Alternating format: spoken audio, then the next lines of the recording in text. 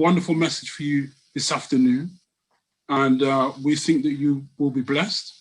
So we're glad that you've tuned in to us, and we will get things going. People are coming in into the program as we speak. I'm going to be the presenter as well as hosting, as well as Alvin McQueen. Alvin, would you like to say hello?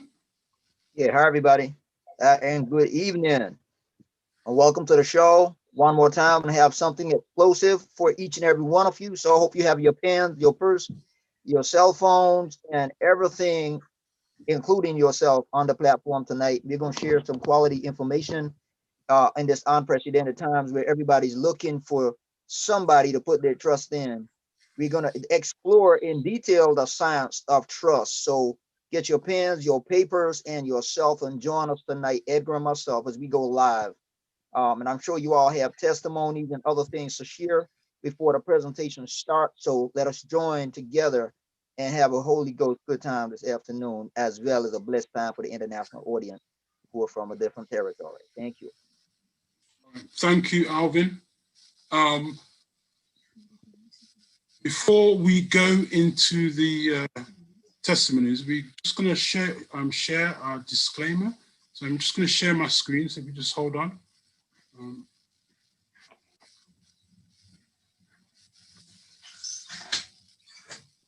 Alvin, would you like to share the disclaimer, please?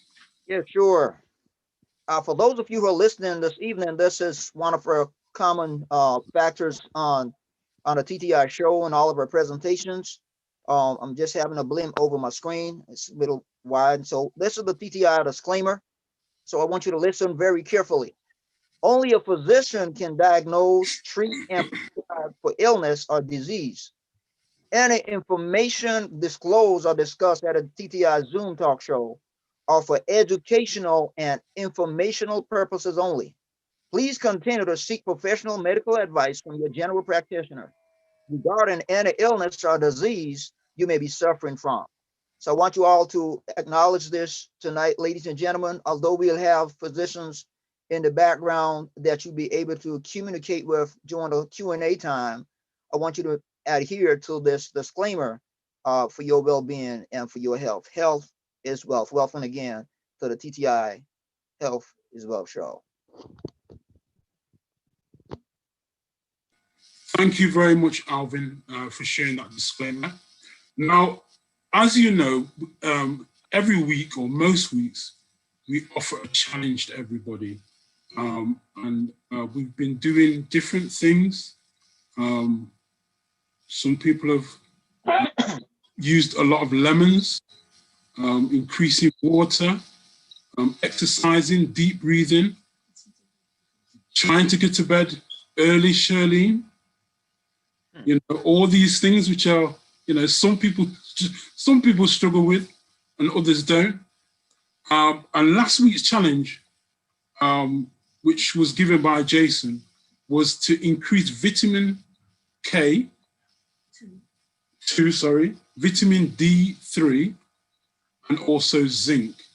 So we're just going to open the floor for a few minutes for anybody who took up the challenge and how they felt, you know, have they felt better, but also not to limit what we're doing.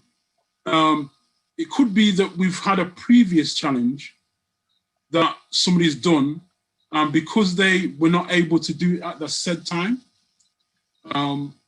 they might have decided to do it last week, and they would like to give us some input or encouragement from somebody doing that. So the floor is open. I hope you can unmute. The floor is open, so if anybody would like to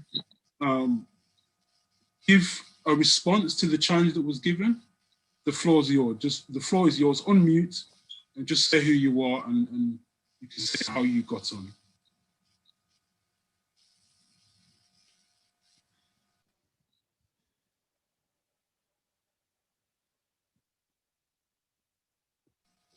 Don't be shy. Seems like you have shy people here today.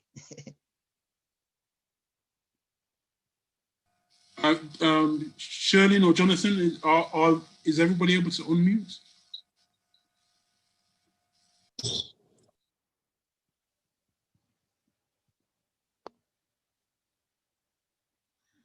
All right, so I've just been told you're able to unmute.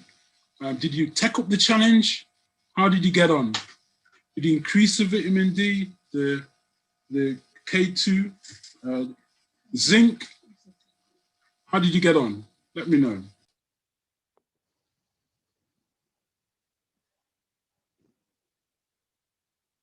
Looks like we have some powerhouse in the room, Edgar. They don't need the D3 or the zinc or any such thing. They're strong enough already. I'm sure somebody has took the challenge would like to, waiting for them to give that input. Somebody send it up. Go ahead.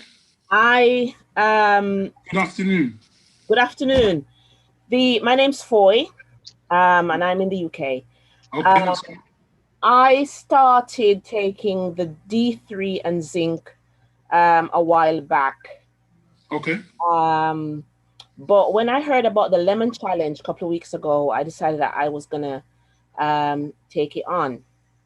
So I'm now at day 9, and I think it's going well, other than having to go to the loo a bit more often. So it kind of disrupts my sleep a bit. Okay. But I'm on the hill coming down the other side, so I'm persevering with it, and that's going very well. I've purchased my K2. I haven't started taking it yet, but in the coming week, I'll add that to the vitamin D and zinc that I'm already taking. So going good so far. All right, thank you. Thank you very much for your comment. Thank you for being on the show. No problem. It's a pleasure. Thank you. Is anybody else who would like to make a comment? Can I say something? Hi there. It's Audrey. Galaxy A10, go ahead. Yeah, it's Audrey. Audrey, nice to meet you, Audrey. Yes, I have been on vitamin D3 for quite a long time. I gave a testimony not long ago where, you know, my levels were 0. Years and years ago. So I've always been on vitamin D3. But from last week, after listening to the information that vitamin K2 helps with the absorption, I went for it. I went for the vitamin K2, and I also went for the zinc, and I have started taking them. I'm fine so far. In fact, I've doubled my D3 to 10 international units, and I'm fine. I haven't felt any side effects or anything different, but I'm sure they're all very useful. And I'm glad for the zinc, particularly with the immune system. You know, with the second wave now, really we need to be on the safe side. And I'm so glad that I have started taking zinc. So thank you for the advice. Thanks. Excellent. Thank you very much. Is there anybody else? I had a go. Well, I had a go at the K2 because I went into the health shop and I found this vitamin D. And next to it, this is the spray one where you spray it in and you absorb it in through your cheeks into your bloodstream. Can you hold it up to the camera so we can see it? Okay, thank you. And next to it on the shelf was this K2. Now, I didn't know what it did, but 2 weeks ago, I heard them mention that we should be try and get K2. So I thought, okay, it was there, it was on offer, so I had to go and I bought it as well. And last week we learned that it can help with absorption of D3. So I'm quite happily using it. It's not bad. It's just part of my daily routine. So in the mornings when I go down to have my fruit, next to the fruit is my next to the fruit bowl is my vitamin D and K2 sprays. So I can have that. I do have some zinc, but you know what? When you have it, it's different to actually taking it. So my zinc is here, but I haven't been taking it. So I know I need to take some of that. So, but yeah, I do need to take it. That's confession. It's always good to confess. So, but thank you for your comments. Is there anybody else who would like to make a comment or observation or have done a challenge from the previous weeks and was doing it last week that would like to say something. The time is now. We're going to close this window very soon. So I'm just encouraging you, if you want to make a comment, now's the time.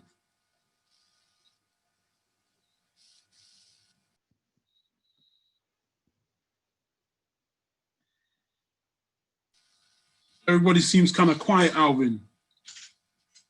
Yeah, I noticed. It's probably waiting on us. So while while individuals are thinking, and I know we don't have much time, I was just wondering, maybe you could give us a little insight while you're here into what's going to happen in December. A little sneak preview. Sneak preview. Well, that'll be telling now. For those of you who love to eat, for those of you who love to eat, you know, we're coming into that time, though we're in the season of winter where it's cold and it's getting wet and everybody's huddled in.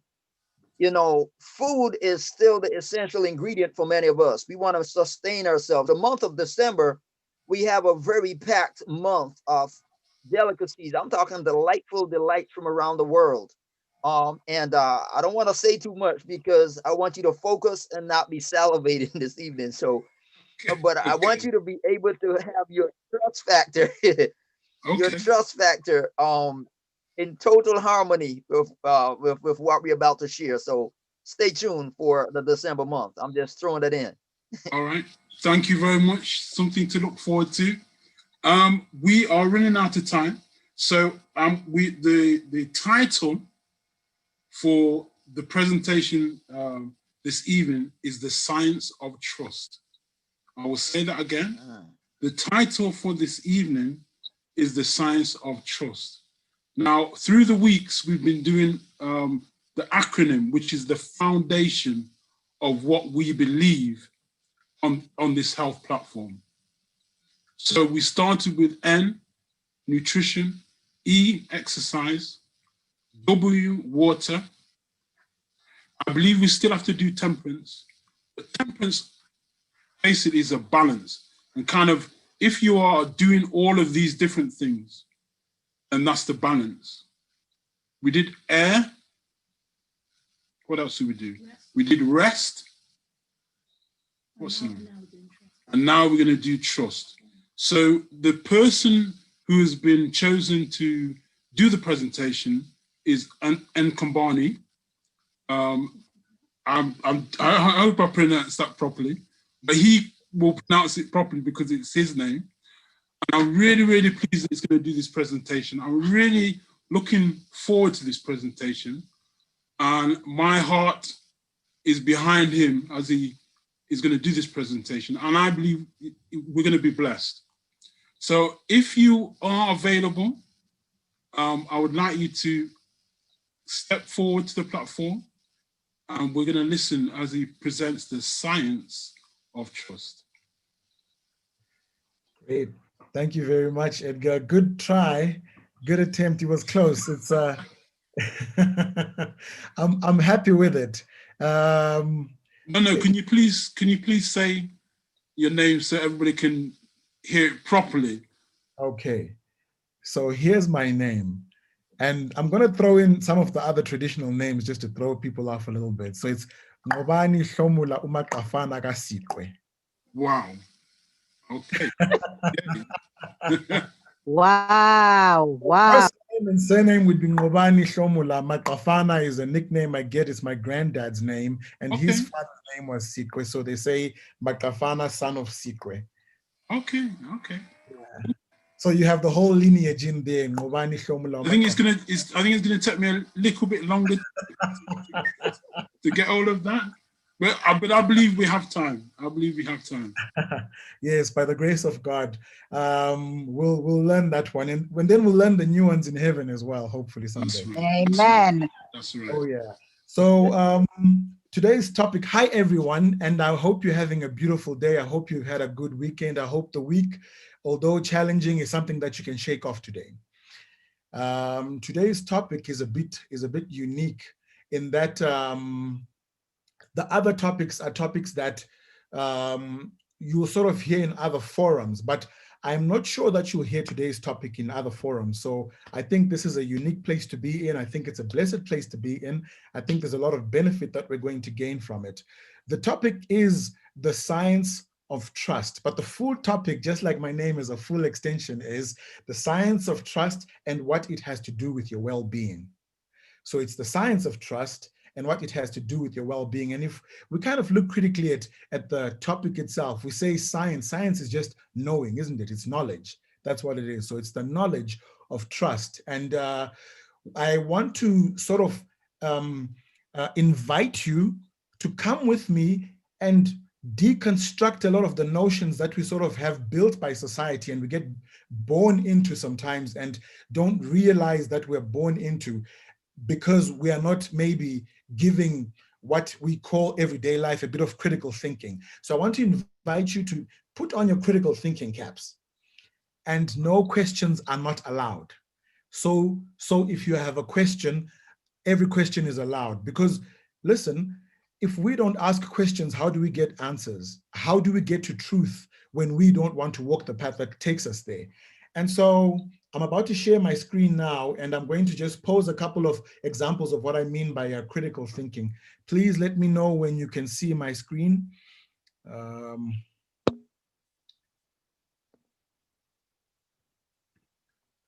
Great. Are you seeing this? Yes. Yeah. Excellent. And what are you seeing now? You might be seeing my notes. Are you seeing my notes or are you seeing the full screen? We're seeing part of your screen. We need to go full screen. Okay, wait, let me come back a little bit. I beg your pardon. I'm gonna need to switch that up a little.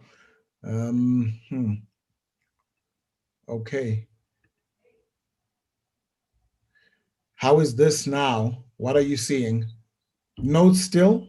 Yeah, I'm seeing the bottom, the whole PowerPoint on my screen.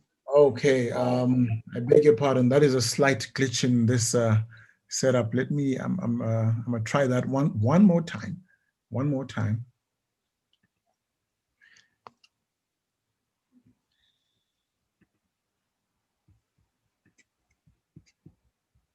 Here we go.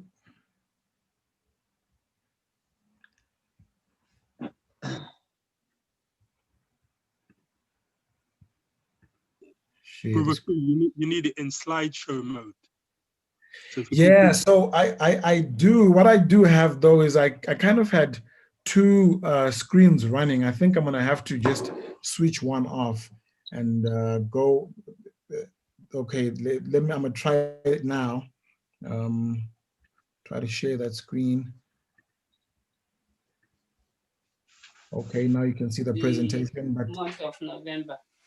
There we go. Now, if I do this, is that better? Yeah. Hello to West Croydon German with Croydon Church Pastor.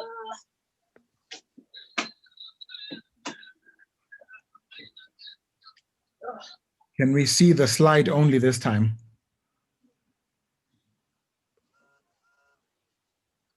Yeah, that's fine. Okay, awesome. This so now when we're talking about critical thinking, when we talk about critical thinking, this is what I am alluding to. Critical thinking, let's be allowed to ask a question like, why is there suffering in the world if there's a loving God? That's a critical thought, because that's a thought that's not stuck in the convention that says God is loving, don't look at anything that's going on around you. It says assess the situation. But if we're going to ask that question, if we're okay to ask that question, then we should also be okay to ask the question that says, okay, if there was a big bang, why are most things in orbit if there was a bang? Because a bang blows outward. That's all that big word isotropy means. So when you say, why are most things in orbit when there's an isotropic big bang, you're saying, but then explain to me, how does it make sense that things would rotate around each other if they're blowing outward? How would they then congeal from gases into solids if they're blowing apart? Those are critical thinking questions. So just come with me and let's have a look at the science of trust and what it has to do with your well-being. And let's do so with a little bit of critical thinking as we go. Now, for a few definitions, can you see with me what the definition of trust is?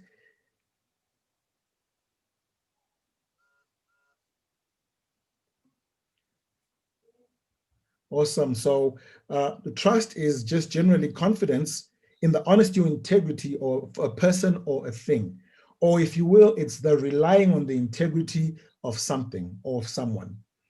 And so there are a few things that you can break trust down to, that you could say, okay, if you break it down, this is what it comes down to. And what it is the competence of that person. Do they have the skills, knowledge, time, resources to do a particular task or job?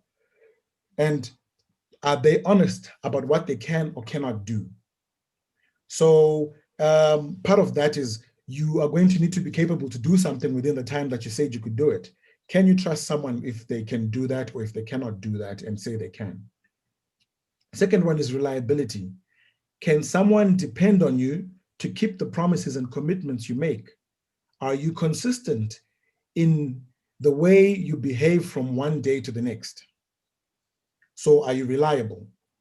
The third one, empathy. Do you care about other person's interests as well as your own? Do you think about your decisions and your actions and how they affect others? So empathy, are you empathetic? Do you care about what your actions do and if they affect others? And integrity, do you say what you mean and do you mean what you say? Do your words align with your actions? Another element of integrity is, someone put it in a beautiful way, integrity is doing what's right, whether or not you have a reward that's coming or whether or not someone is watching. So are you honest about your intentions and your motive toward others? Those are pretty much our breakdown of trust: competence, reliability, empathy, and integrity. That's pretty much our breakdown. Now, what has happened is, as always, science tries to break this down and tries to find a field of science that it takes it into. So maybe biology or physics, and because this is science is a question of perception or is a perceptive phenomenon, you'll find that it has more been, trust has more been looked at by biologists and psychologists and people who look more at sort of human behavior. And what that's brought about is a look at a hormone known as oxytocin. Oxytocin is a hormone that's known to do certain things in the human body. And we're just going to go through a couple of those things and what that's led science to think in terms of oxytocin and what maybe could be the problem with that. Remember, we said critical thinking, so we're challenging anything that comes out. So one of the things that oxytocin brings about is what's called social memory or social recognition. Social recognition easily is just saying you recognize, is this a friend or a foe? So it helps in remembering a face. So you remember, is this a friend, is this a foe? And that tells you whether to run away from or run toward somebody, you know? And that's social recognition. The next thing is, so affiliation and social bonding or parental behavior. Oxytocin has been known to be strong, especially when a mother's about to give birth. It actually is responsible for the uteral contractions beginning, and it's also responsible for lactation, so when she starts to feed the baby. And so it builds the bond with the parent, but not just that, it builds bonds even socially between mammals, so not just human beings but other mammals.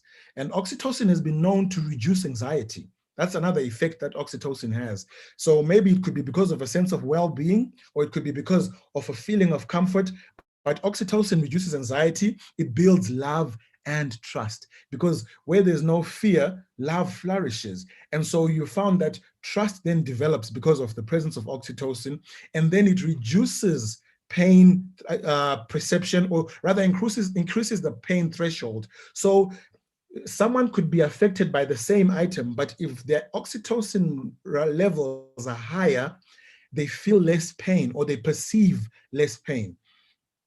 You know, these all sound like beautiful things. I mean, you know, recognizing friends, having bonds, you know, getting along with people, less anxiety, love, and less pain. This has led scientists to study this molecule and see if it could be used in treatments, and it actually has successfully been used in treatments. And before I go into some of the treatments that it's been successfully used in, if you look at the bottom of my screen that I'm sharing, you've got a link there. So if you were to copy that link, you would actually just go to the study that I have taken some of these notes from. And so I'm giving you access to the studies, the scientific studies that have given some of these facts. So it's been known to treat autism. So it's been known, autism has a strong impact, especially on social adjustment. And oxytocin has been known to actually positively treat autism, schizophrenia and all sort of dissociative psychological disorders.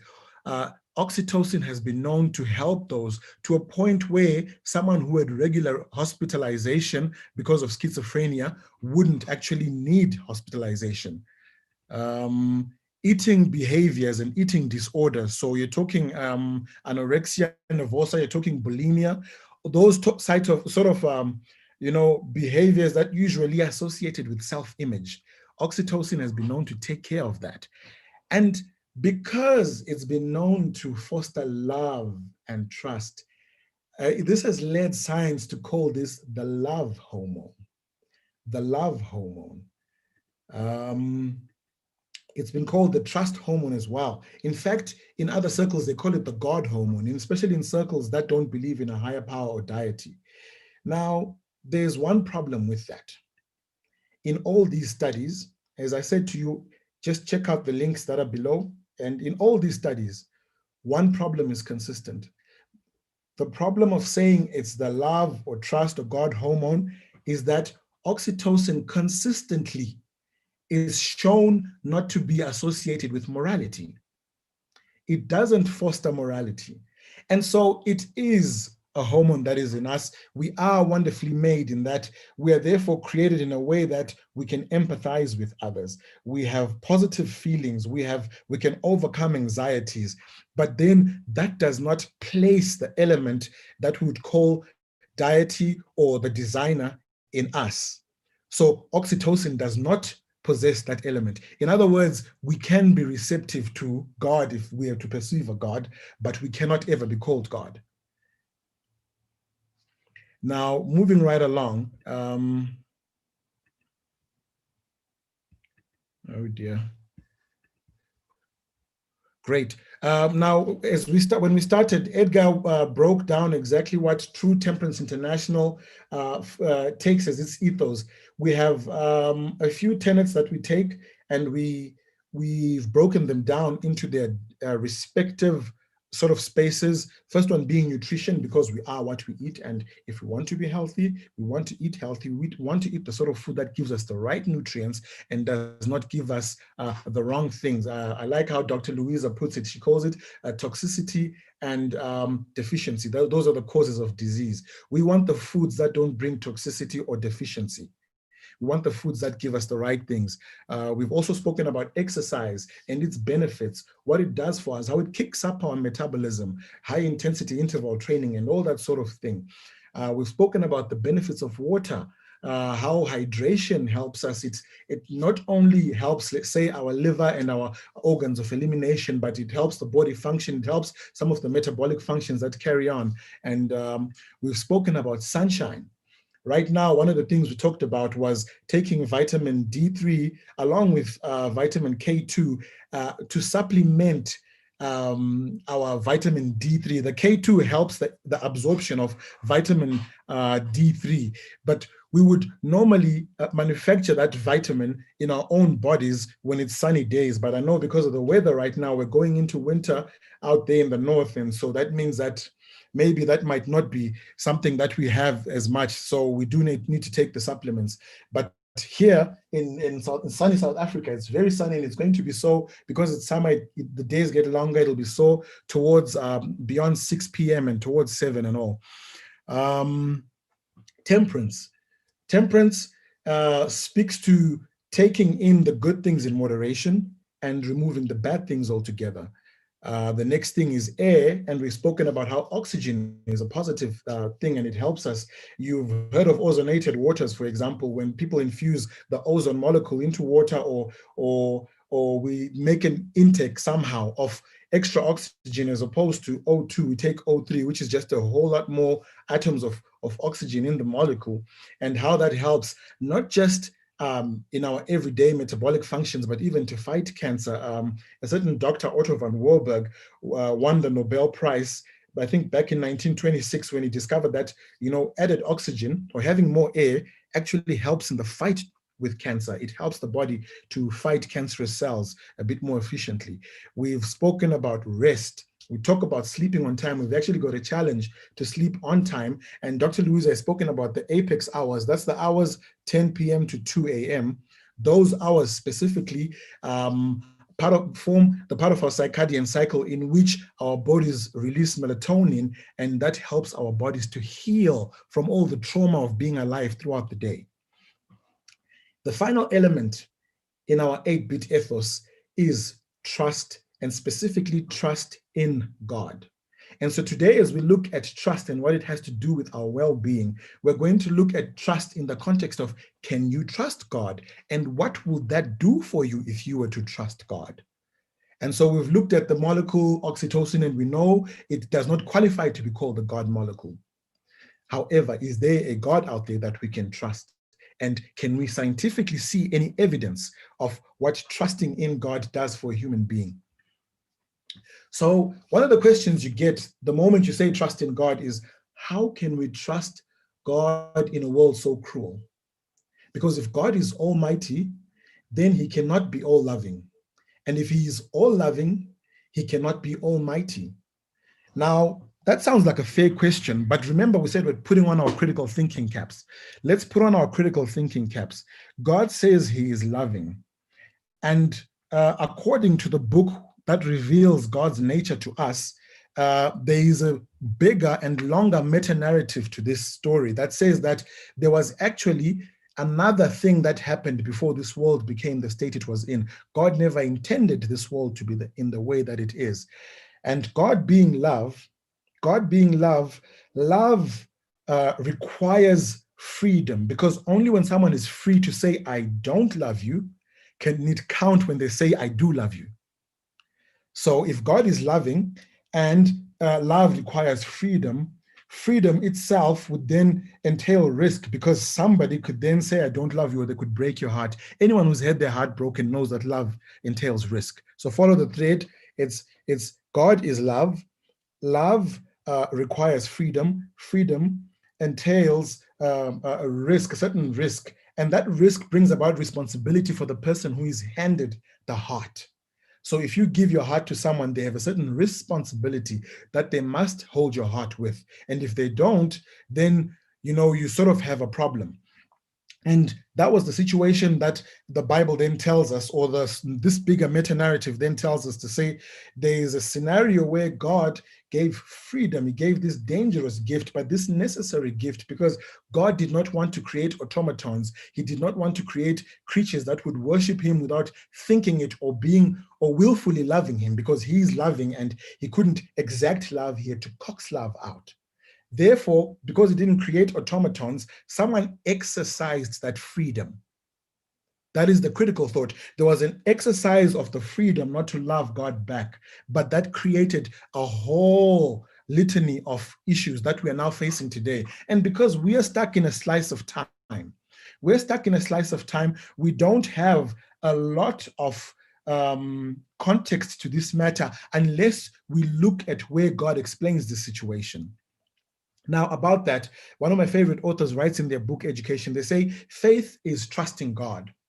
So in other words, trust in God is equitable to faith. That means believing that he loves us and that he knows what's best for our good. In other words, he has goodwill towards us. So instead of our own, it leads us to choose his way because he has our best interests. Allow me to just share a short little story. There's a story of a young boy. I'll stop the share temporarily. Story of a young boy who was with his father on a weekend, and his father, as was his weekly custom, would wash his car. and would sweep the yard and would do the chores outside on the yard. But this family lived near a freeway, a highway, an interstate one, so there weren't any barriers there.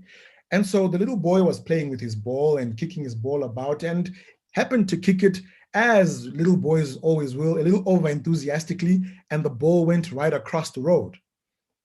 And so the little boy ran across, but his dad was engrossed in the cleaning right now of the car. He's buffing the rims and making sure that it's in tip-top condition for the coming week. He didn't see the boy cross the road, but he did see the boy as he picked up the ball, because he turned around after hearing the sound of a big rig. Now, if anyone knows a big rig, an 18-wheeler, that thing is not going to stop in 2 meters. There's too much momentum. It's a big truck. It's moving. No matter how sophisticated the braking systems, it's going to take a bit of a moment to brake, to hit brakes. And so the little boy started to come back towards his father. And the father, shouted at the little boy, but he was in glee, just looking at his ball, and the father's shouting at the boy, don't cross, don't cross. And he realized, okay, the boy is not going to hear me. So he started to signal the little boy. And he saw that the boy is now in the middle of the road, and the truck is just a couple of 100 meters away, and it's moving really fast. So that's really no distance. So he signaled the boy to lie down. And the little boy just listened to his father. He just trusted his father, and he just lay down on the road. Just in time for this big 18-wheeler, big rig, 30 tons, to then cruise over him with its tires around him and not on top of him. Even with the chains clanking, that clank beneath the trucks, at least they didn't scrape him or anything like that. He just lay down on the road. The big thing passed, and he got up in a fright and he ran to his father. That is a basic story about trust. And the little boy trusted, and he trusted in someone who had perspective beyond the perspective that he had. And so coming back to our presentation, let me just go back to sharing that screen.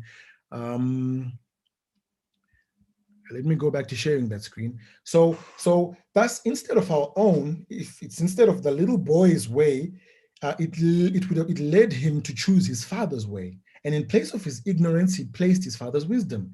In place of his weakness, he placed his father's strength. In place of his, and so now if it comes back to us, in place of our sinfulness, we place his righteousness. And that becomes then the look at God's positioning of what trust is. But remember, the author said that faith is trusting God. So I just want us to have a look at what is said about faith in terms of God, in terms of relation with God. And I'm going to go to a verse that's found again in the Bible, and it says this. It says, now faith is the substance of things hoped for, the evidence of things not seen. Faith is the substance of things hoped for, the evidence of things not seen. Now, there's something there. You see, a lot of things get lost in translation. A lot of meanings get lost in translation. The original Greek word is hypostasis. That's the word for substance. And when it's saying substance, it's saying faith, because there was no perfect English translation to say the sub bit, which is the foundational layer, and then the stance from above, it's pretty much saying in an interaction between the spiritual things and us in the physical realm, which is the lower bit, it's saying faith is the transactional mechanism. And it's the evidence of things that we don't see. In other words, faith is evidentiary. It points to something. We should look at it and be able to see a logical sequence of events. When we see evidences that we see a sequence of events, but they imply something spiritual, we can accept those spiritual implications by faith. That becomes then what faith is, the evidence of things not seen, but things hoped for. In another book, it says faith rests upon evidence. So the word of the Lord spoken through his servants is received by many with questionings and fear. Of course, humans will question and will be afraid of what they don't know. And many will defer their obedience to the warning of reproofs given, waiting till the shadow of uncertainty is removed from their minds. Then in red, you can see I've said the unbelief that demands perfect knowledge will never yield to the evidence that God is pleased to give. So faith gives gives us a way to look at evidence and then accept that there's something that we don't see that this evidence is pointing to. Now, if we want the complete picture, we don't need faith. And that becomes the problem. In other words, we don't need trust. But even when we look at the biology of a human being, we need trust. We need that oxytocin in us. And so we need things that we can look at and say, I may not fully understand, but I do trust that something greater than myself is going to take care of the situation. And that's what makes someone who has higher levels of oxytocin have a peace of mind, or have a feeling of less anxiety, or have a feeling of bonding with others, because they have less stress from the angst of not having the full picture. Remember, we're human beings. Our perceptions are limited to our physicality, and we're not necessarily going to have the full picture. Moving on to our next slide. Our next slide, again, remember, we're at our breakdown of trust: competence, reliability, empathy, and integrity. Now, I would say, we said the last bit is of New Start, the T is trust in God. So could we put God to this particular test? Now, some might say, oh no, that's scary, you don't question God. But God in Isaiah 1 verse 18 says, come, let us reason together. So he invites us to interrogate whether we can trust him or not. And if we go into it, we say, okay, let's look at competence. Competence, remember, is does he have the skills, the knowledge, and the time and resources to do a particular job? Now, I will invite you all to just take as a note Psalms 148, which speaks of some of the processes that God is in charge of and some of the powerful things that God is therefore in charge of. And beyond that, we say, okay, let us look at reliability. Can we depend on him to keep his promises? If we look at Malachi 3 verse 6 in the Bible, he says, I am the Lord, I change not. He is consistent. In fact, further in James 1:17, it says there is no shadow of turning in him. As in, consistently, if you look at the Genesis account and you look at a God who would create beings with the ability to appreciate beauty, and then you look at a God who says, I love you and I'm going to restore all things, there is a consistency and a reliability across the ages of the writing of the Bible, but even beyond of the ages that it predicted. That's talking 6,000 years plus. A 6,000 year plus stretch is how long the history of the Bible is. Okay, speaking of empathy, does he care about other person's interests as well as his own, rather really about other person's interest? And if we look at Isaiah 49, verse 14 to 16, it says, can a mother forget her suckling child? Yea, she may forget, but I won't forget you. I have graven you in the palms of my hands. That in that instance, God is saying, listen, even as strong a bond as oxytocin creates between a mother and a child, the maternal bond is not as strong as the bond that I have created with you, because I have vested in you and I've said that I do love you. And remember, a powerful being, anyone actually who says, I love you, is becoming vulnerable. I like how a certain preacher put it. He said, look, if a strong man is to say, I love you to his son, it's easy for the son to then just take advantage. It's easy for us to take advantage of a loving God and take liberties. But he's saying, okay, I hear where you are, but I say I do love you. And to show you that I love you, but at the same time that I don't believe in this new principle that's called sin that manifested itself, I am going to make sure that the wage of sin is paid, but it won't be paid by you, it'll be paid by me. So empathy, check. The next of trust breakdown is integrity. Does he say what he means? And does he mean what he says? Isaiah 55 verse 10 to 11 tells us that he says, my word goes forth and it'll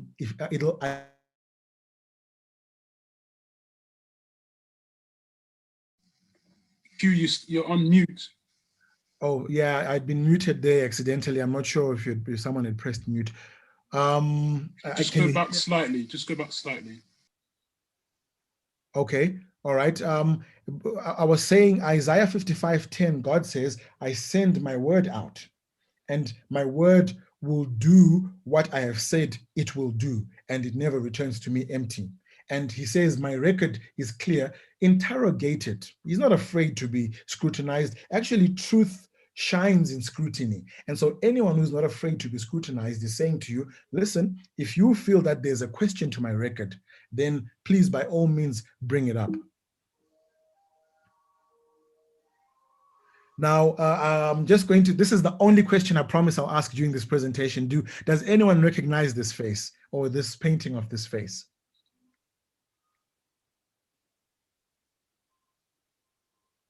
Anybody? If I have engineers and mathematicians here, I'll be disappointed if you don't recognize this man. I don't know him. Okay, this man's name is Blaise. So his name is Blaise Pascal. Blaise Pascal is the father of statistics. He's a famous mathematician, but he's even more famous for inventing the calculator. It was still mechanical back then and not an electronic thing like the Casio calculator, but he invented the calculator. He invented a machine to add up numbers. That's Blaise Pascal.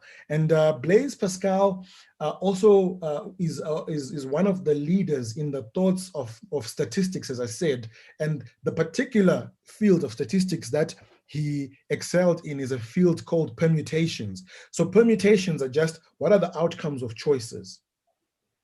And so one of the permutations he himself created was a thing called Pascal's wager. Pascal's wager.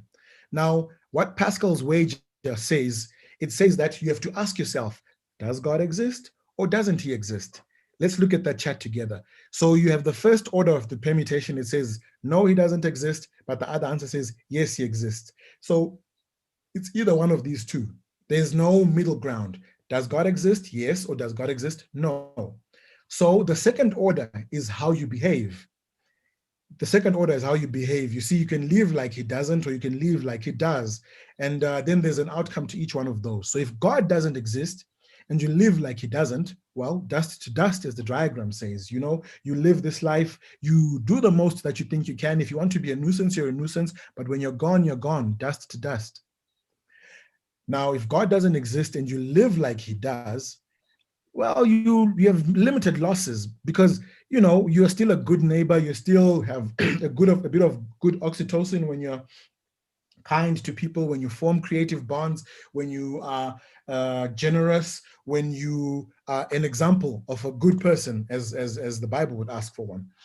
Now, there's another side to the equation which says, yes, he exists. So if God exists and you live like he does, you have eternal gain, potentially. If he exists and you live like he does, it brings about the moral imperative to worship him. And so if you worship him, there's eternity to gain, but not just, I put it there as eternal gain specifically because it's not so much the time that you gain, but the relationship with him, even while you're still in this life. The benefit of the wisdom from interacting with the word of God, the benefit of the wisdom that you get from him and the positive interactions that you create. The other side of that is if God does exist and you live like he doesn't, we can see that last line of the chart. If God exists, yes, and you live like he doesn't, you have eternity to lose. The most gain you have is the life that you might live in this life, but it's a very finite life. At most 120 years, and you only put on you put on your pants one leg at a time. You still eat only 2 liters of food max, otherwise you're going to bloat and you won't be able to eat more. So you literally only have finite gain versus infinite loss. So Pascal was saying, look at the mathematics and think about it. You can actually break this down and say, you know, there's potential there. In fact, this is how he presented it. He said, belief versus disbelief, God exists versus he doesn't exist. And that's Pascal's wager. Now, there's another way to look at it as well. Another way to look at the existence of God in the context of trying him or trying him for his trust. He says, try me. So he's saying, try me, see if I cannot be trusted. For the physicist, I would take, say, the beginning of the Bible, which says, in the beginning, God created the heavens and the earth. Now, if you're a physicist in there, you already have the space-time continuum because it says in the beginning, you have time. God created the heavens, you have space, and the earth, you have matter. So you have space, time, and matter. And those are the 3 components of the dimensions that we live in. And so you have space, time, and matter, but you have an additional answer that most people would then not find in a physics textbook. And that's the who. So you have the what, you have the when, you have the where, and you have the who. That's the answer that Genesis then gives you in addition to normal physics, to say in the beginning, time, God, who created the heavens, space, and which is where, and the earth, and which is what. That is matter. And all this is building up a case to say there is a God there who's saying you can trust me. Science does not necessarily deny me, but you have to be able to look at it and say, what does science tell me about this? And how can I logically look at it, and what can it do for my well-being? Now, remember I spoke about the little boy, little Johnny, who ran across the road, got his ball, and because of his faith in his father who had sight where he didn't have sight. This is essentially what Genesis does for us. If God created the space-time continuum, then it tells us that he's outside of time, because you don't create something while you're in it. It didn't exist before you created it. And so if he created it, then we, by trusting in God, have mastered time, because we have somebody who is beyond time who's telling us, duck down. And we can then dodge the big trucks that are coming our way, whether by virtue of the challenges in life, the sin that might come our way and destroy us eternally, and he's saying, duck down, because I have sight of this thing. It will pass, but I need you to duck down and listen to me right now. Moving on, so God then says, cursed is the man who trusts in man and makes flesh his arm, and whose heart departs from the Lord. Because the problem with trusting in human beings is they are just as finite and limited in perspective as we are. You don't need to ask somebody who's had a negative experience, even those who are in front. If you ask any visionary right now, they'll tell you, I mean, you ask a Richard Branson, you ask a Steve Jobs, or any of these men who have achieved accomplishments in tech, and you'll hear them say, I had to not listen to other people for me to be able to go beyond what others had invented. It's a consistent thread that you hear. And so we have access to a trust that can give us things that other human beings do not have. Now, it's impossible to talk about trust without talking about prayer, because there is an interaction that happens with that God if we are going to trust him. And that interaction is called prayer. So I'm just going to share something from a book called Our Higher Calling. If you're able to, please get yourself this little devotional. It's a daily read, and it gives you every day something to think about.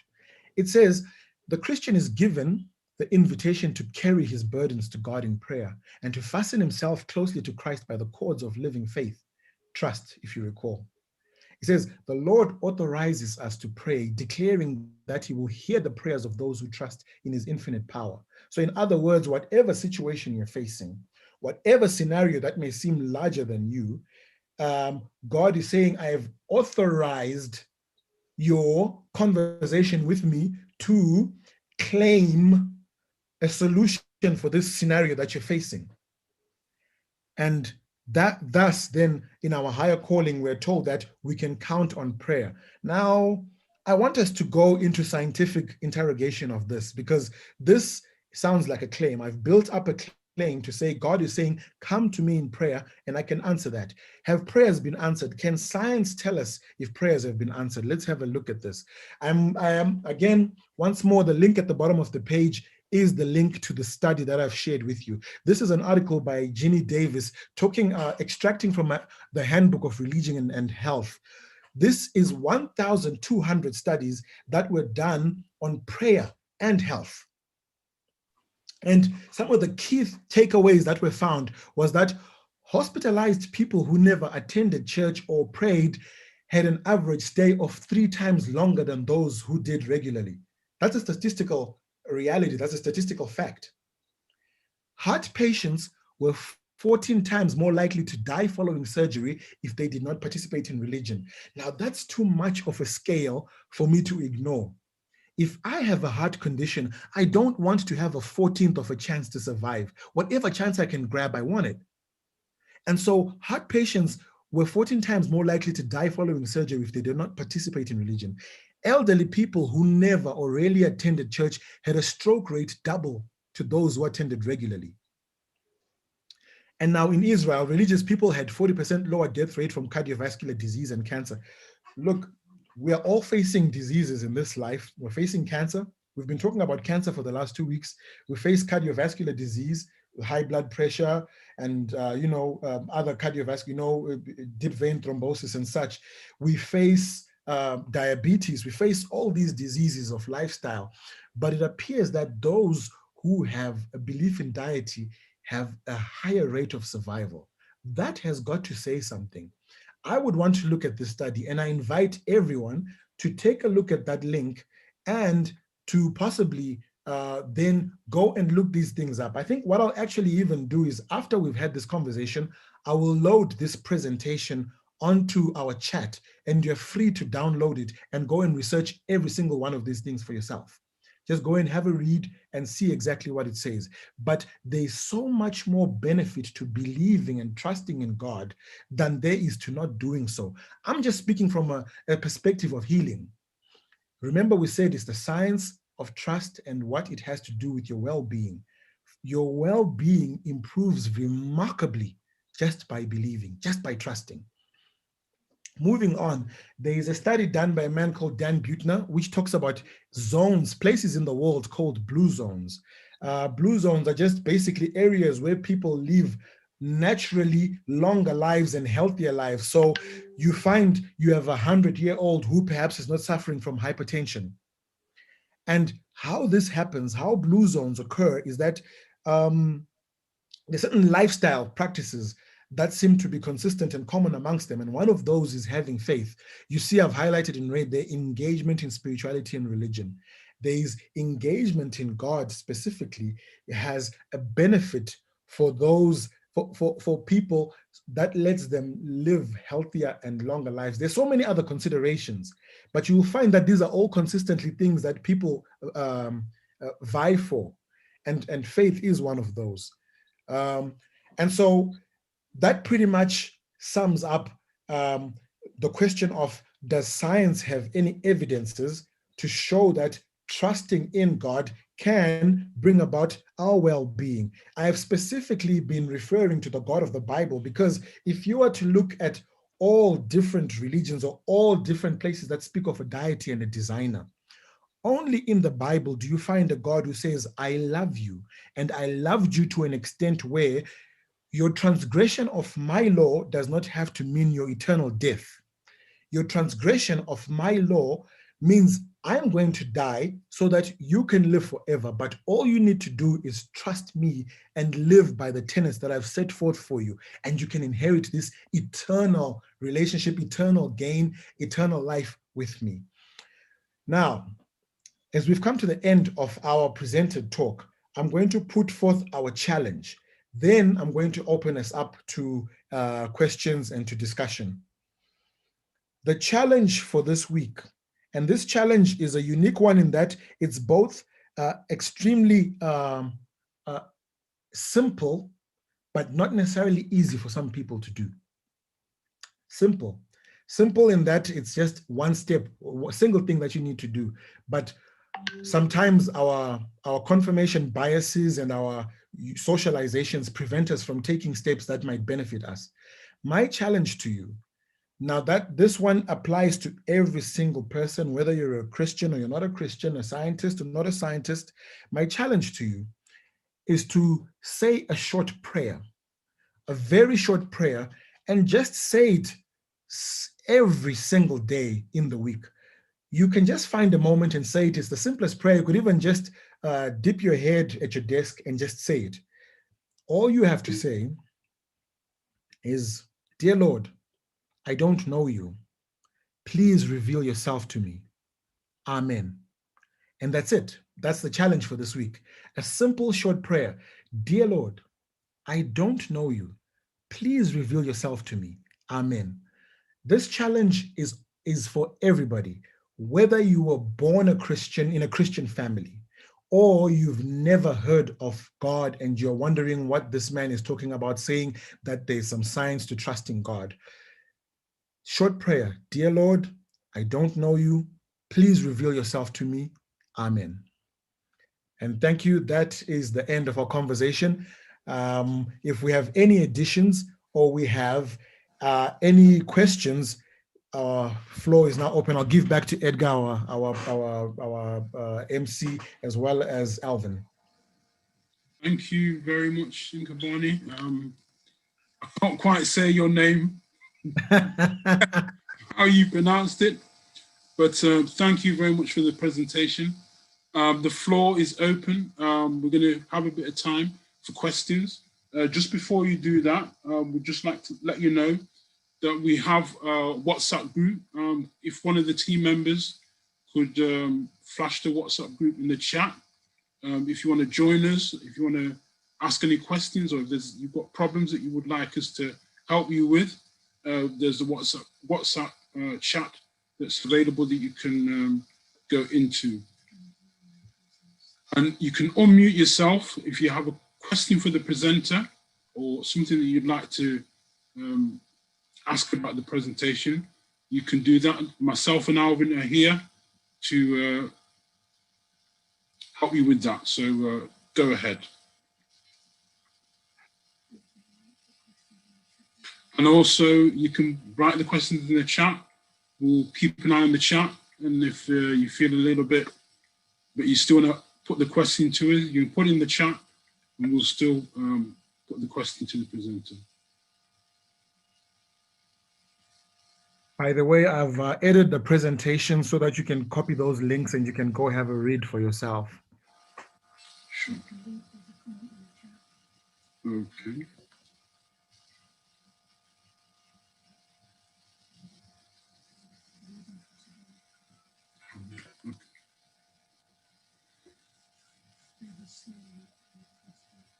Okay, this we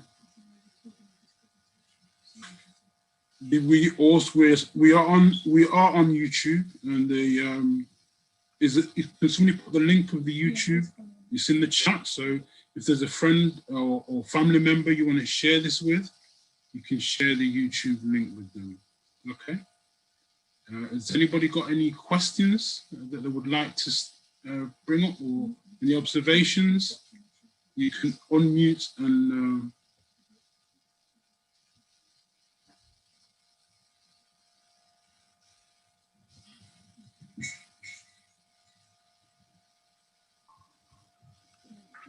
Hello. hello. Who am I speaking to? You're speaking to Dineo. Hello, Danelle. How are you? I'm well. Good. Have you got a question for us? Whereabouts are you from first? In South Africa. Okay, excellent.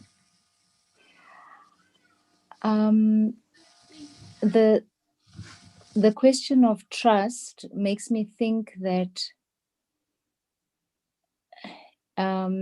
it's more spiritual. We can do all those other, we talked there's nutrition, the exercise, but without trusting God in drinking the water. Because it's not just saying I'm drinking water because I'm told to, but trust God because there's something that God does to the body for whatever needs to happen to the body, whether you're drinking the water, whether you're going out to get exercise, whether you're eating properly. Because imagine getting sick, you're following all of this and you get sick. You still need to trust God. So it's so spiritual, it's so deep. And that was just my comment on this issue on trusting God. Thank you, Dineo. Thank you. That's such a very poignant observation. And there's an interesting story to that. Actually, in the book of Daniel in the Bible, you have these princes who've been captured by the Babylonian Empire. And what happens is the king then decides to feed them a certain diet because he wants the best out of them. But these boys say, no, no, we will live our life this way because we've been taught that this benefits us and it honors God more importantly. And so they choose to live a certain way. And the guy who's in charge of giving them the food says, I'm scared because if you're not as healthy as the others after eating this healthy diet you're talking about, if you're not as robust after not eating the food from the king's table, I could be killed. And they say, don't worry about it. Just give us this diet. And in 10 days, these boys, just 10 days, think about it. These boys showed themselves to be 10 times, or not 10 times, several times better than everybody else was having the great diet. Several times. Now, are you telling me that an alteration of diet in 10 days can make you say 2-3 times more intelligent than somebody? It shows you right there that there's the element of once you place it in God's hands, he then takes what you've placed in his hands and he multiplies that. The factor or rather the whatever it is increased factorially when you place it back in God's hands. Thank you for that observation. Okay, we have a hand up. There's Joy.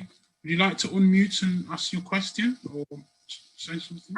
It's just a contribution. I just want to say thanks to the presenter. Everything that he said, I agree with it. Last week, I shared a testimony of how God, I believe God has healed me from cancer. And it wasn't an easy journey, but it was trust because I remember when I went to some of the appointments to see the doctors, and they almost convinced me in taking chemotherapy. But I had this voice that said to me, don't take it, because if you take it, you're going to die. And I believed strongly that it was God that was speaking to me. I was given 6 months that I'll come back to beg for medication or for treatment. I'm in the 11th month now and I'm doing so well. And I had my test last 2 weeks ago and there's no cancer. They can't find any cancer anymore. So I keep asking myself, supposing I took the chemotherapy, that means the voice I heard was true. I would have died because my body didn't need that. God healed me because at the time that I heard that voice, I heard we were doing a Bible studies and I saw Revelations 22:2, which says that it's giving the leaves of the trees for the healing of the nation. And I held on to that. And I mean, I've seen so many healing passages in the Bible. And I believed, as the presenter said, there's a higher power that can deal with whatever I'm going through. I didn't put my total faith in the doctors. I believe in God more than the doctors. At the hospital, when I go, they tell me, this is the woman who doesn't fear cancer, but she fears chemotherapy. That's how they call me. And I say to them, yes, I don't fear cancer because I know who watches over me. And I said it with confidence. And I realized my friends kept asking me, what if you didn't have that trust in God? What if you didn't challenge them? What if you just went by what they were telling you? I said, I would have been dead by now. So I just want to say that sometimes through ignorance, children of God will just suffer the consequences when we don't know who we are in Christ and when we don't trust totally in God. Because as the presenter said about the story with the young boy, that is how we just have to take God at his word. Just behave like a little child and believe in him that what he's saying, it will come to pass because he doesn't go back on his word. He's not a man that he should lie. That's what the Bible says. So, but it takes a lot of discipline to believe, because sometimes your body will tell you, oh, no, you're going down. You're not going down. Hold on to him. Put him in remembrance of his word, and he will come through for you. I just want to say that to encourage somebody on the line, because people say it's not easy. Because if you look at the physical, you can easily not trust God. But when you quote it, I kept confessing the word of God. Every word in the Bible that talks about healing, I kept confessing it. I kept praying it. I kept believing it whilst I was doing my healthy eating and juicing and everything. So it's faith with works. It's not just believing God and doing nothing. I was eating healthy. I was doing everything that I was told to do. And here I am. I haven't been to the hospital with even headache the whole year. I'm not on any medication apart from the vitamins. So I just want to say thank you so much for this trust in God. It's a powerful presentation. Thank you. Thank you, Sister Joy. That's a powerful. I beg your pardon. Go ahead, Edgar. No, go ahead. Go ahead, Nqobani. I was going to say that's a powerful testimony. I heard it last week in our talk last week, and that really said something to me. And because it's a presentation, you sort of have to limit the info to whatever it is that you can put out there. But one effect that science was trying to throw in and say, there's a thing called the placebo effect. The placebo effect says that, if someone believes that they have medication, their body can heal themselves. And guess what? These scientists went and asked individuals to pray for, bush babies. I don't know if you know these little animals called bush babies that were injured. Now, bush babies are not conscious, remember. These are animals. They barely operate above consciousness. And they prayed for them, and then they prayed for they prayed for some, and then not for others. Then the groups were separated totally to be control groups. And what you had was the bush babies that were prayed for healed over 70% more than the ones that were not prayed for. That eliminates the placebo effect. So no one can tell you, no, you were just giving yourself these invocations and you made yourself to heal. God must have been in control. And when you believed in God and you trusted in him, he honored that faith that you had in him with a healing of your cancer. Thank you for that testimony. Can I comment on the prayer? Can I comment on the prayer you ask us to do every day? Yes, go ahead. Well, I believe in God. I have always believed God's there. I've done nothing without him. And then I don't think I would feel comfortable to say, dear God, I don't know you, because I've always known him. And that would make me uncomfortable. I hear you, Sister Nona. The reason I put that in there was there's always going to be a revelation of God that we're going to get, because it says we'll learn of him from ages to ages, countless eternity. There's an infinity of God to learn. And so really, when I said that prayer applies to everybody, including those that have been born Christian, it was to say there's a revelation of God you can still get. Ask for that revelation beyond just what you've already gotten. Right. So just, even though I know God, just ask for that revelation. That sounds better. So I ask for more. Not ask him to, let me know him more. Just, Lord, reveal yourself to me, because there's a revelation. We're going to be discovering God for eternity, as he says. And so would it not be beautiful that even having lived your life and having been exposed to so much godliness, you discover another element of him? That's it. That's all I'm saying. Pray for that. Okay.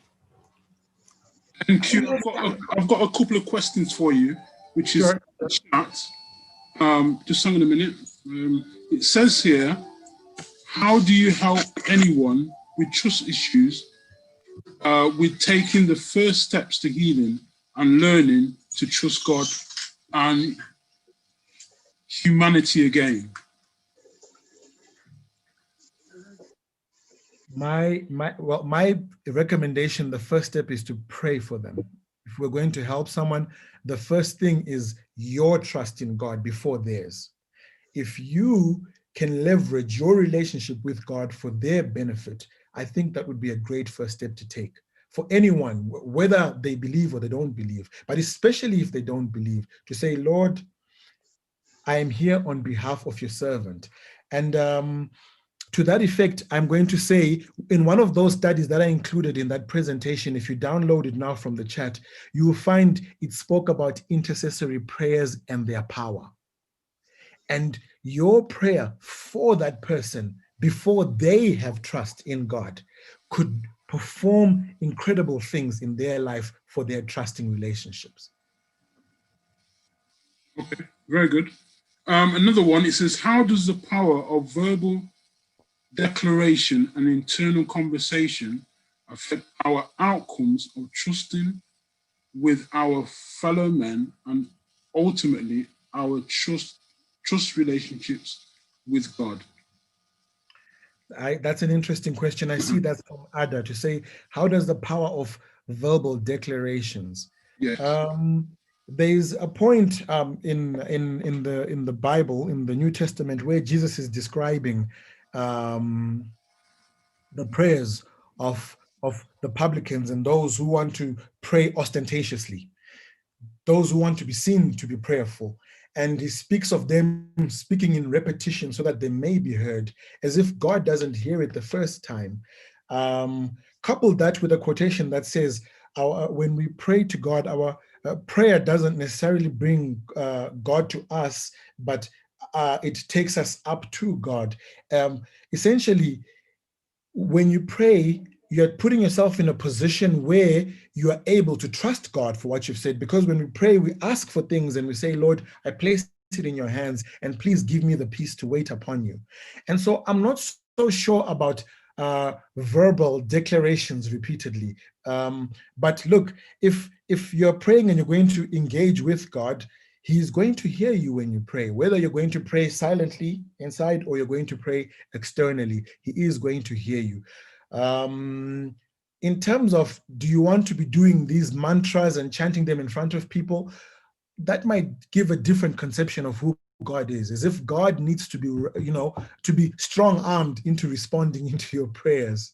And that's a dangerous place that you're placing yourself, because you're becoming this individual then who gives people a false God by giving them a false conception of him.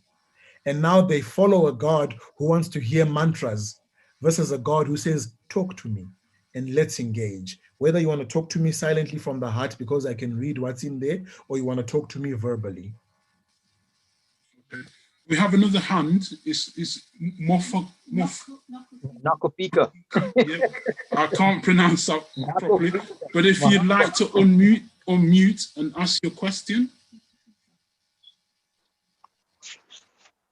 Good afternoon. Good afternoon.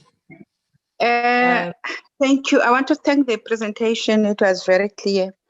And I just wanted to contribute with a comment on the issue of trust and the use of natural medicines or natural remedies. I have personally learned that trusting God needs to come first. Whenever we're looking at a situation of being able to find healing, we need to first speak to God, because he is God, he created us, and we are basically made of him in his image. The importance of this is an understanding that health itself is important, but the health of the body is much guarded by the health of the mind. And we only become mentally healthy when God is speaking to us in his word and is finding us in a place where he begins to heal our minds. And we need to know that when God heals our minds, he basically is healing our brains. He is healing our thoughts. He is healing our habits, our decisions, and giving us an assurance of a destiny with him. And that on its basis is saying, when we now come to use the other natural doctors of health, there's other 7 doctors of health, we are now using them in agreement with how God would want us to use him. And at the end of the day, we will be able to praise God and not the natural remedies. So I believe that trust in God needs to come first, always, when we're looking at the issues of our well-being and the issues of healing. This I have also found working in a special way because I'm from time to time am working with people who come to our center as a medical missionary worker, and I am finding it that it works better. You know, the moment you start with prayer, you are removing the confidence of the person from you, but you are placing the confidence of that person in the hands of God and everything else in the hands of God. And people love that. People who do not necessarily have the same relationship we have with God, who do not necessarily understand God in the same manner that we do. But when brought at the point of healing, where trust is completely placed in God, those people will find it, will find it easy to follow whatever else we are guiding them and coaching them to do in the area of recovery. Thanks a lot. Thank you so much, Sister Nqobani. Thank you. Thank you. Is there That's any powerful. more questions that, or observations that people would like to make? Hello, can you hear me? Hello. Who is that speaking? This is Dr. Louisa. Oh, Thank you for a very thought-provoking presentation. welcome. I would like to speak about the concept of trust for the non-believers on the health platform. Because oftentimes at our center, we do treat people who do not believe in God and who do not have trust in God because of a lot of things and a lot of reasons. And as you said at the very beginning, Q, God is not a God who expects us to worship him because we're going to get healing from him. Because we also see that in a lot of Christians who, because I'm a Christian, there's an expectation of healing. So I would like to talk about trust in terms of health and bring it into the natural sphere. If a person comes to understand and believe that if I eat the right food, right, food that is created, a plant-based diet, we're seeing in a world people who are eating a plant-based diet, if you eat that kind of diet, do we agree that your body will respond in that health and healing will start to come into your body? If you start to believe that exercise is a way of life, it's how your body was created, that you need physical movement, your body will receive the healing. If you start to drink water, because your body was designed and created to function on water, whether you're a believer in God or not, and I'm saying this because of perhaps the direction in which I came to praise God. Other people believe in God and therefore they do the 7 laws of health. Other people do the 7 laws of health. They believe that if you eat the right kind of food, if you exercise, if you drink the water, if you spend time in the sun, if you're temperate in all things that you're doing, if you're getting fresh air and you're resting because it works with your body, then they trust in those 7 doctors. Now, the trust of an issue with God, now that moves into a spiritual realm, okay? So what tends to happen to us, because we are physical beings, when we can experience in the physical realm that our body responds to these things, and then our minds then get transformed. We first bring our bodies as a living sacrifice. We say, I will not eat the diet that is just out there. We'll eat a plant-based diet. And then you see a correlation with the God of the Bible to say, eat a plant-based diet. And therefore you start to move towards trusting this God, which you cannot see. Remember, God is something that we cannot see. So I'm trying to bring it into the health aspect, because last week we told people to take vitamin D. The other week we told people to take zinc. Now somebody is not telling them that. Why are we trusting these things and not trusting the chemotherapy? It's not just that, because when we start here, I'm not belittling anybody's experience. When we start saying we're hearing voices, other people do not. God is a God who created the human body, and therefore it works with the 7. And the 7 are things that are observable because we're in the physical and they're also in the physical. And therefore, when we see evidence in the physical that do not contradict things in the Bible, we can then either choose to believe in a God or not. Remember, there's a devil who knows God better than us, and he chooses not to trust in him.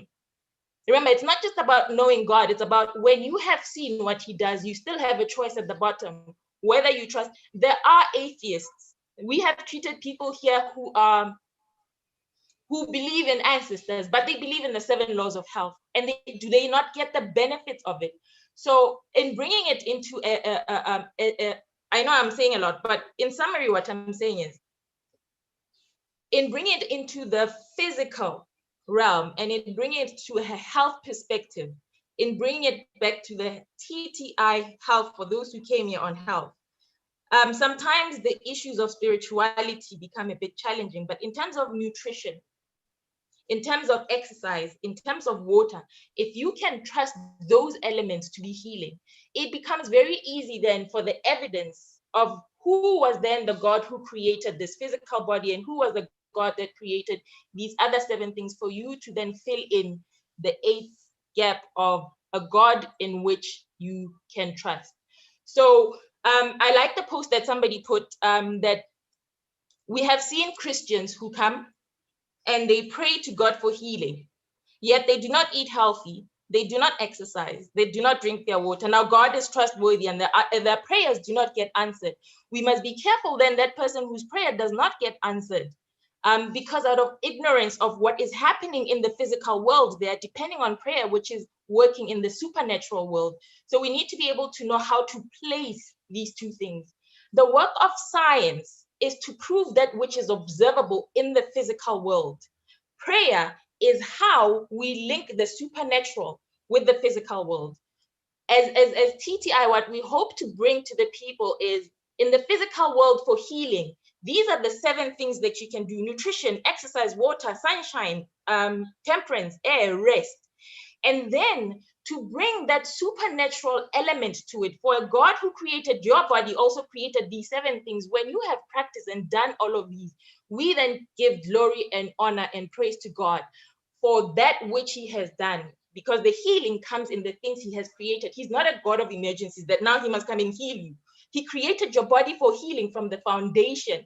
And if you live in accordance, trusting that your body was created in a certain way, even if you don't, and even if you're unaware, that is where science in itself, in the physical, points to an evidence of an almighty, all-knowing, all-wise God who created all things from the foundation. I'm hoping that makes sense, because I think we kind of mixed up the supernatural and the natural world in terms of trying to use science to explain the supernatural, which can become a bit funny because spiritualism comes in. But I don't want to go into that realm. But in summary, the 7 laws of health are in the natural field. And if you follow them and eat accordingly, you are actually inadvertently showing a trust in a God who created your body and has created in nature that which is designed to help you.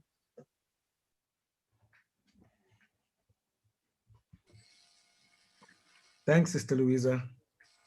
Yep, thank you for your comments. I agree with you that if the laws of health, which God has created anyway, if we follow them, even if you don't believe, or you do believe, if it's something that God has set in place, then you are going to get benefit. There's no question about that. There's no question about that. Just, you know what I mean? God says he finds his blessing on the just and the unjust. And the trust aspect is just another aspect that God has put there to try and help us. So I agree with you. Okay. Now, is there any more questions? I think there's a hand somewhere. Could you unmute yourself and ask your question? Yes, I would like to. Could you just say who you are and where you're from?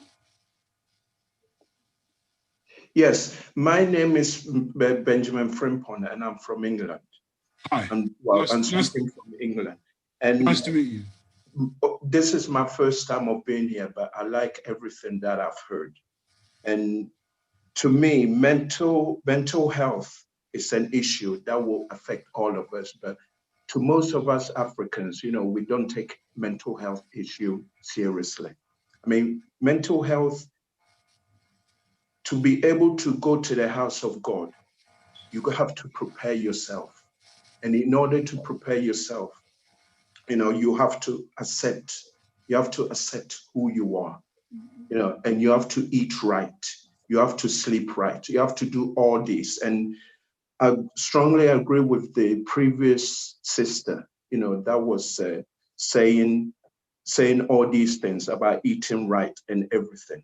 I mean, God has made our body in a unique way that even no science or no doctors can replace it. I mean, prayer, yes, prayer is good, but an action. We need to know there's an action follow prayer. Because when we pray, we don't expect God, you know, to answer our prayers. I mean, we can be sitting here all day praying, saying that, oh God, God help us, God help us. I mean, the manna is not going to come from everywhere. The last manna was sent to the Israel 2,000 years ago. And, you know, pray, there's an action. You have to also do your bit to you know, for God to come and help you. Yes, we are Christians, but, you know, the product that we're reading or the product that we're selling, we have to believe in it. We have to trust in it. You know, that's all what I got to say. Thank you. Okay, thank you very much for your comment. Somebody's put in the chat, why in the 8 laws of health, why is not just the first law of health based on the last answer to the last question? And could you like to? Yeah, okay, well, New Start is really an acronym, and it's not that one begins before the others. They're all very important. And yes, trust would be something that you need to put forth first. But in just the acronym, just to make sure that it's New Start, NEWSTART, you then have trust in God capping it, if you will. But they're not in sequential or numerical order to say it starts with the nutrition first, then the exercise follows. No, they're all important. Okay, somebody's also put in the comment saying to me that I need to try harder to say people's names more clearly. Now, it's not something that I'm doing on purpose, and I will try my best to do it as best I can. But please forgive me. Now, I don't know if there's any more questions. We have there's a hand up for Mutemwa. Okay, I'm going to let you say that. Mutemwa. If there's any comebacks, then let be it. Thanks, Edgar. If you'd like to unmute yourself and ask your question. Hello, good evening. Good evening. Whereabouts are you from? Yeah, I'm calling from UK. Okay, and would you like to pronounce your name just to make sure that we've got it? Yes, I said it is Mutemwa.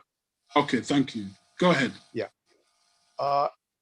It is an observation and also like a comment. First, I believe you don't have to believe in God to have the nature to have an effect on you, both positive and negative. Why I am saying so, like you don't have to believe in gravity for it to have effect on you. Whether you are a Buddhist, you believe in God or not, you jump from a tower, you'll have the same consequences, bones broken or even death. So belief doesn't have an effect on that. In the same way as I think the second last speaker, what she said was correct.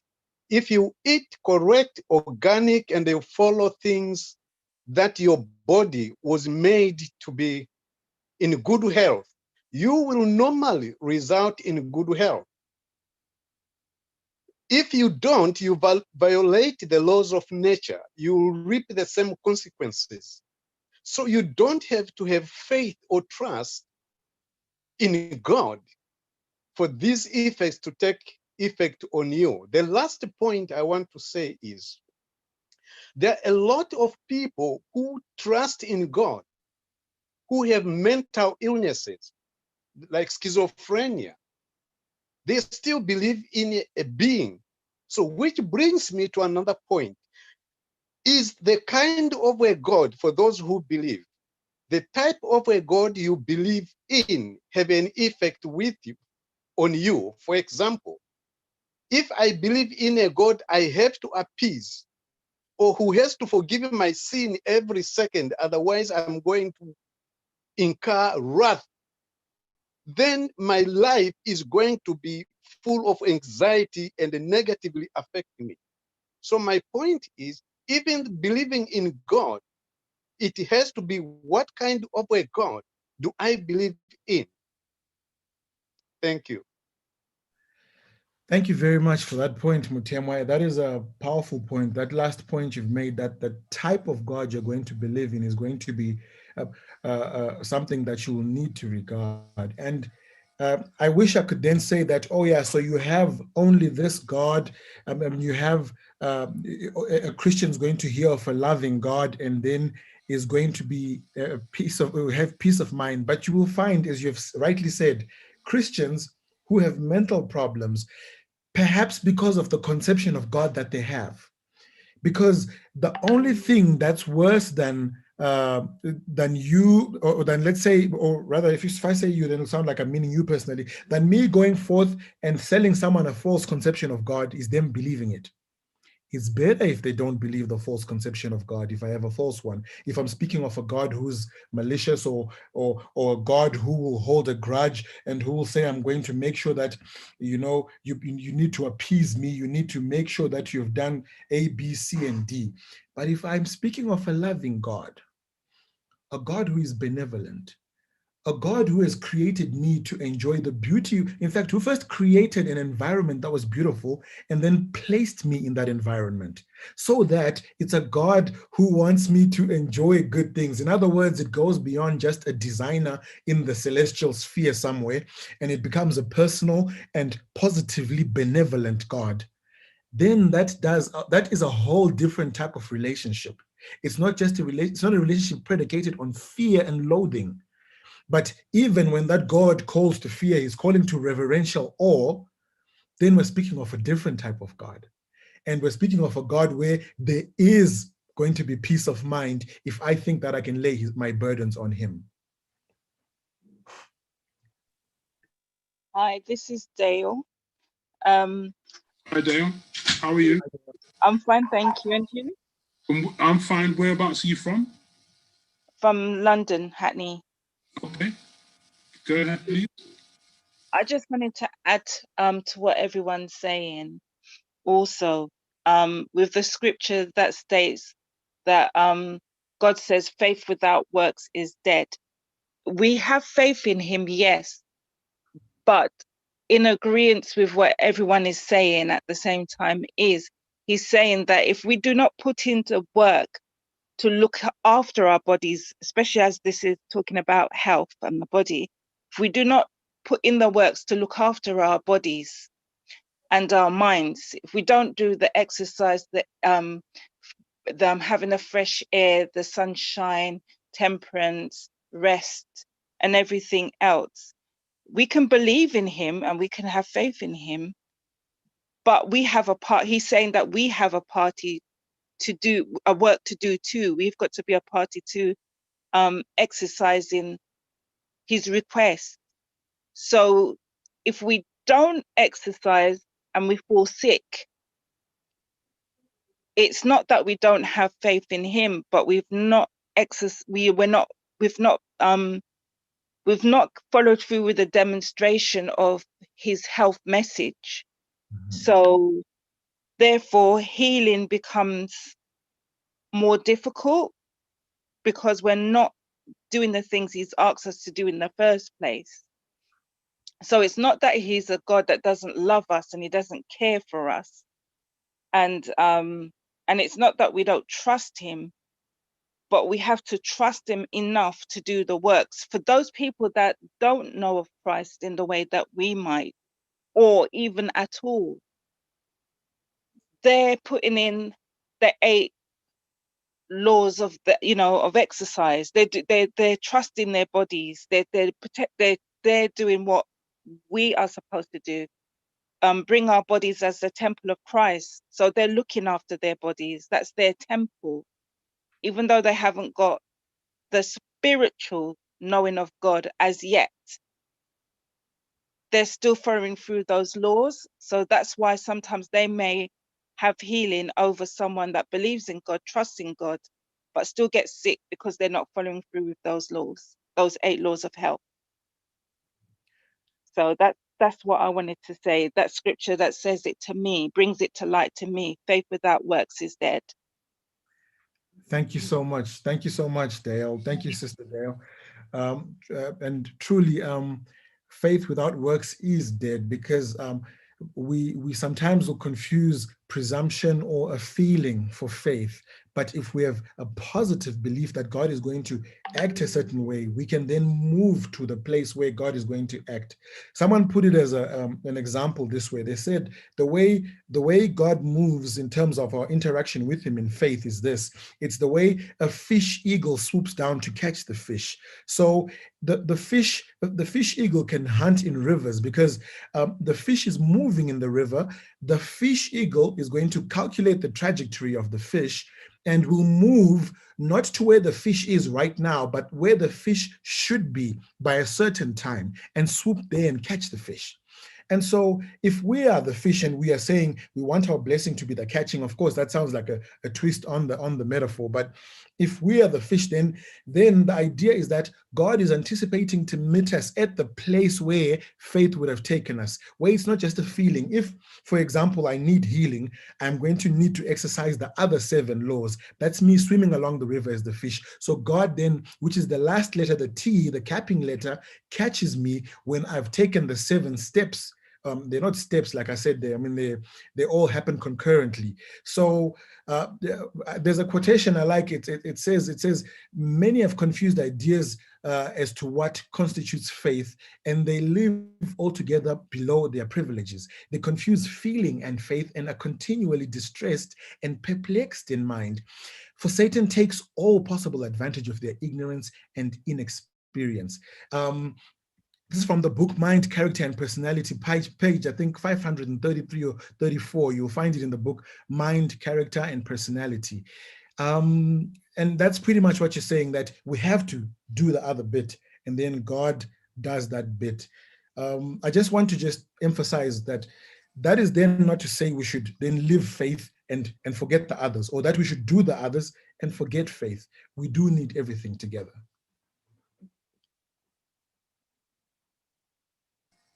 Thank you very much, Q. Is there any more questions? I think there's a question in the chat. Do you see that, Alvin? About oxytocin?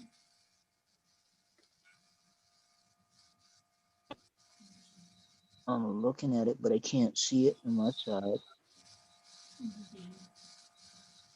I think it's from Vivian. It says, you mentioned oxytocin and autism. Can this have an impact on someone who is autistic or lack of it? Lack of oxytocin. So the study that I shared, you will find the link in there. You do have a breakdown. They do have a bit more detail as to how exactly oxytocin therapies, I think the oxytocin was administered nasally, was able to show an impact on somebody that was, or not one person, but on a group of individuals that were tested that were autistic. And you can just go into that study and you'll get a bit more detail about it. But yes, oxytocin therapy was shown to have an effect in reversing some of the symptoms of autism, or rather reducing their severity. Hello? Jason, yes? Hi, good afternoon, everybody. Good afternoon, Brother Q, for your presentation. Thank you so much. The topic of trust is a difficult one to present most of the time when you're looking at the 8 laws. I'm telling you why. You see, the 8 laws, how it's written, it's not by accident. It's not by accident. It starts with nutrition and end up with trust. It didn't start with trust and end up with nutrition. And so one needs to understand what it's trying to do. It is saying the physical laws will lead you to trust. Okay, that's how that works. It's like in Romans. It says, Romans 12, it says, I beseech you therefore, brethren, that you present your body first as living sacrifice, and then your mind be transformed, not the other way around. It doesn't work like that. And if you're talking about the sickness and the disease, autism and stuff like that, a lot of these diseases, schizophrenia, when you go back down to what caused them, it's nutritional deficiencies. It's not a matter of trusting in the right or wrong God. It's because their body physiologically didn't have what it takes physically. As the gentleman said, there's laws that governs. There's physical laws that governs here. And you can't change it, whether you believe or not. You can't change them. We are governed by them. Some people are sick. Most people are sick because not of what they believe so much, but because of what they are putting in their body. And by the way, let me say this, what you put inside of your mouth can affect what you believe and how you think. So it's important that we understand the 8 laws of health and how they are placed, because they weren't placed like that as just an acronym system. It is a way, okay, to lead you to trust. That's why trust is at the end, not at the beginning. One can eat right, drink water, do that, and get the full benefits of it without trusting. Trusting is taking you from one to the other, from a physical realm to a spiritual realm. That's what that is doing. Okay, thank you, Jason, for that comment.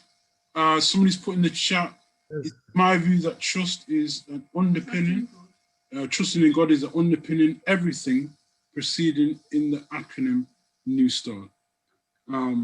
Yes. Does anybody else have any comments or questions that they would like to ask? Well, I thank you, Jason, for that comment, and I agree with you.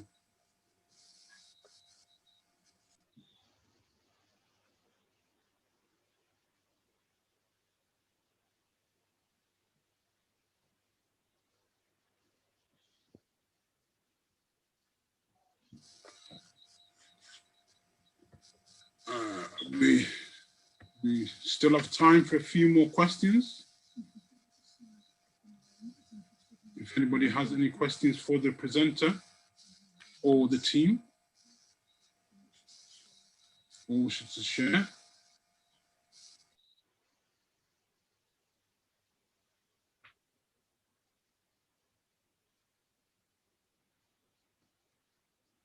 And at this time, I'm just going to put up our PayPal. If anybody would like to support what we're doing, I'm doing a screen share now, just to show you what we're doing. There's a website that you can actually contribute to. We have a website. Can you see that?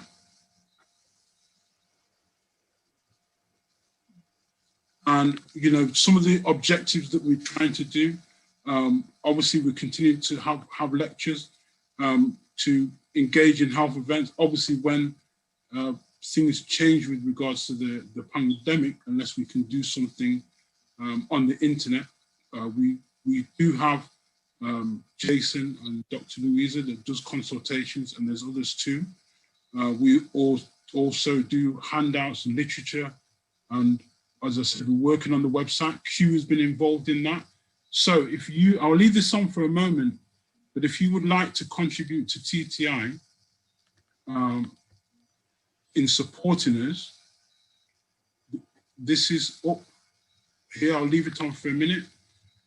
You can either send us through PayPal, or you can contact us and we can make an arrangement to help to support the program and develop what we're doing.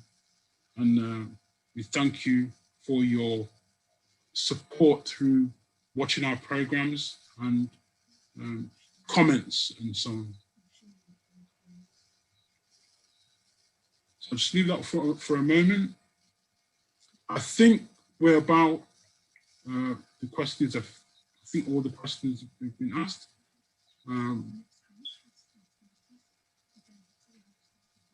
Okay, I'm going to come off this now. If anybody wants to take a screenshot, they can take a screenshot. Okay. So thank you very much, Nqobani, for the presentation today. Not an easy presentation, but I think you did it very well. Next week, we will be looking at arthritis. And we have David Bartholomew is going to be the presenter for that. Who's a trained physiotherapist. I've been doing it for many years, and I expect an excellent presentation from him. And he did exercise not so long ago. That's going to be for next week. It's going to be on arthritis, and I look forward to that. I'm not getting any younger, and I have a few aches and pains, so I'll be definitely looking forward to next week's presentation. Thank you very much for all those that have been listening and watching. Again, thank you, Nqobani, for your presentation. If you have any more comments, you can still have a quick window to say something. If you'd like to unmute and say hi and tell us where you're from, you can do that, or speak to Alvin, question him about the presentation for December, so I can have a quick listen. Thank you very much for all that you're doing. That's right. Maybe by your questioning, you can get a few insights into the ingredients that he's going to be using. We're still monitoring the chat. Remember, also, we have the WhatsApp groups which you can join. There's a ladies WhatsApp group. There's a males WhatsApp group. And there's also a spiritual WhatsApp group. Even from this presentation, you might have more questions on spiritual things. That WhatsApp group is active and running, so you can put your questions and I think they also have a weekly Bible study, which takes place on a Tuesday, I believe, at 7 o'clock. So that, and I don't know if somebody could put that in the chat as well. The spiritual, Alvin, do you know would you like to just comment on the spiritual health studies? Yeah, every Tuesday night, everyone, good afternoon, good evening. Every Tuesday at approximately 8 o'clock, 2000 hours the most, we have a live show, a Bible study in effect, where each and every one of you globally can log in and share about the things that is happening right now. Our first subject matter was lockdown, liberty, and health. And we looked categorically at how the reason why we are locked down in this time is because man in the early time failed to follow the manual. So we draw the analogy that every automobile, airplane, and even the phone that you have in our home, the cell phones, all come with a manual. And we never see a BMW going to the Vauxhall to get fixed.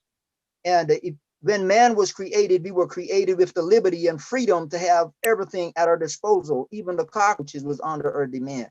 And we were given a manual on how to do that and how to manage that. But then man decided to take their eyes off the manual and decided to choose another manual and ended up being locked down, locked down in sin. They lost their liberty. They lost their health because they were created to live for eternity, and now they were dying. So we look at lockdown, liberty, and health, and showing you how today, the reason why we're in the condition that we're in today with all of the viruses and all of the cancers and all the rest of it is that we still have not followed the manual. we keep looking to another manual, and we are going further and further into lockdown, physically, spiritually, and otherwise. So then we followed on to that and look at hope out of hopelessness, that even though we were locked down and locked out, we lost our liberty, we also have the opportunity to get it back. And there was hope. So that was a study on Tuesday night, and I encourage each and every one of you to join us Tuesday at 8 o'clock UK time. International times will be allocated on the platform. Thank you, Alvin. So I think we've just about come to an end. It's not an end forever. We'll be back next week. We want to thank everybody for their participation, being here, listening to the message. We plan to be back next week, and we thank you very much. Now, if you want to unmute and say hi, tell us where you're from, or you have any comments for us, the floor is yours. And thank you very much, and hopefully we'll see you next week. But we'd like to know where you are. So, if you want to tell us where you're from and just say hello. Who said hi?